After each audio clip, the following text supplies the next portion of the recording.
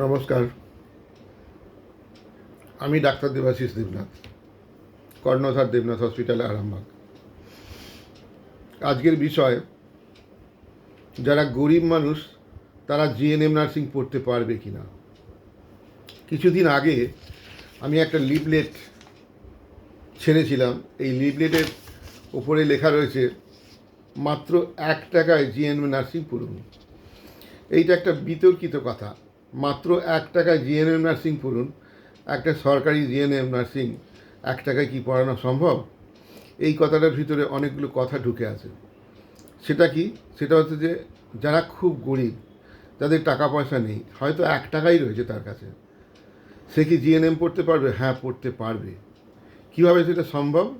সেটা সম্ভব কি, আমরা বলেছি সকলকেই যে টাইম শেষ হয়ে আসছে, আপনারা এই 7 দিনের মধ্যে যারা যারা ভর্তি হতে চান ভর্তি হয়ে যান। টাকা পয়সার কিছু দরকার নেই, 1 টাকা দিয়ে আপনি ভর্তি হয়ে যান। ভর্তি হওয়ার পরেতে আমরা এডুকেশনাল লোন করে দেবো। আমাদের ইনস্টিটিউশন থেকে আমরা এডুকেশনাল লোন করছি।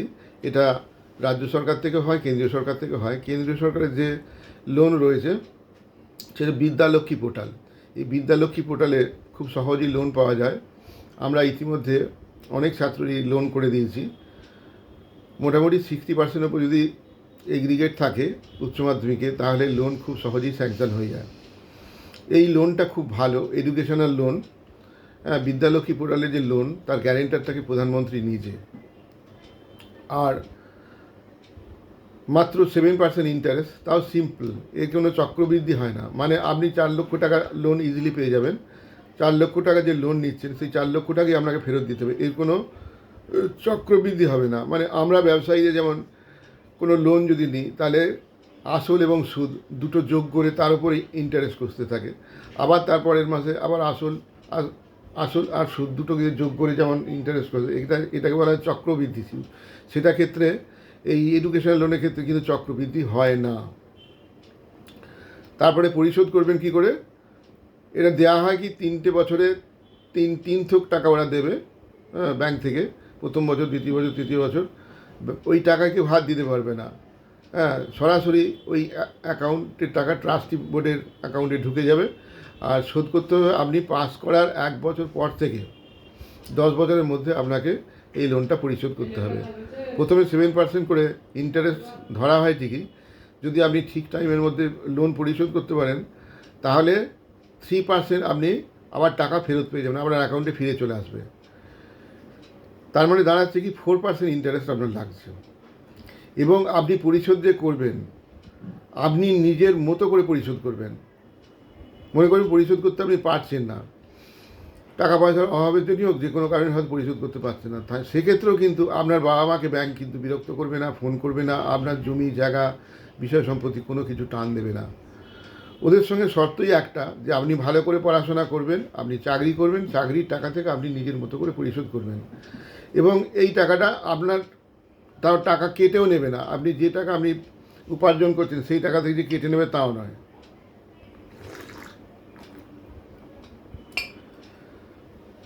টাকা কেটেও নেয় না, আপনি নিজের মতো করে দিতে থাকবেন। প্রতি মাসে আপনি যেমন কোনো মাসে কম টাকা রয়েছে কম টাকা দেবেন, কোনো মাসে বেশি টাকা আসলে বেশি টাকা দেবেন।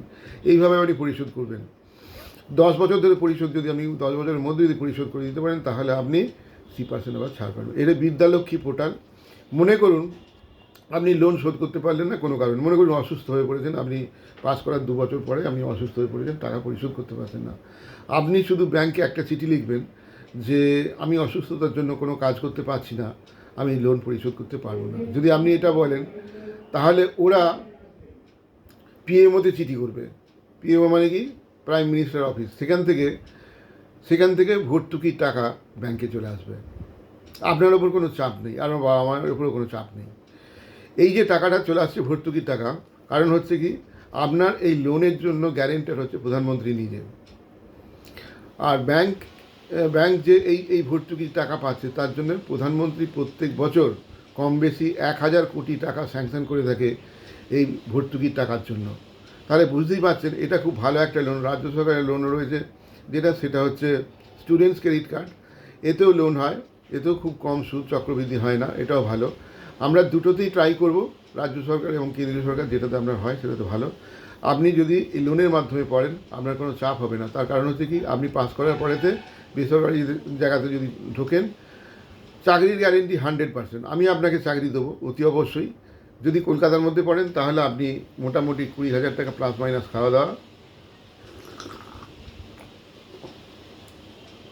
যদি মনে করেন কলকাতা আপনি চান্স লাগাতে পারলেন না, হয়তো ঠিকমতো ইন্টারভিউটা হলো না, তাহলে আমার এখানে করবেন দেবনাথ হসপিটালে। তো আপনার কোনো দিক থেকে কোনো অসুবিধা নেই, 100% চাকরি গ্যারেন্টি। ওই জন্য আমি বলছি, কেউ আপনাকে চাকরি দিক বা না দিক, আমি ডক্টর দেবনাথ আপনাকে আমি চাকরি দেবো। আজকের দিনে কেউ এরকমভাবে বলবে না কি 100% চাকরির গ্যারেন্টি। আমি সেক্ষেত্রে বলছি চাকরির গ্যারেন্টি 100%, আমি আপনাকে চাকরি দেবো। জিএনএম পড়তে গেলে আগে যেমন সায়েন্স নিয়ে পড়তে হতো, এখন আর তা নয়। এখন জয়েন্ট এন্ট্রান্স ছাড়াই যে কোনো শাখায় আপনি এইচএস পাস করলে, মানে আর্টস হোক, সায়েন্স হোক, কমার্স হোক, যে কোনো বিবাহিত অবিবাহিত, বয়সের কোনো আপার লিমিট নেই। 17 বছর থেকে 50 বছরের মধ্যে বয়স হলেই আপনি পড়তে পারবেন। আর বিবাহিত অবিবাহিত সবাই পড়তে পারবেন। এটা মেয়েদের জন্য নার্সিং 3 ইয়ার্স কোর্স, পড়াশোনা করতে হবে কিন্তু সত্যি সত্যি। আর আমাদের নিজস্ব প্যারেন্ট হসপিটাল দেবনাথ হসপিটাল। এছাড়া আপনার স্কলারশিপের ব্যবস্থা রয়েছে, অন্যান্য অনেক সুযোগ সুবিধা রয়েছে। তাই বলছি, আপনারা টাকা পয়সার অভাব রয়েছে বলে পিছিয়ে যাবেন না।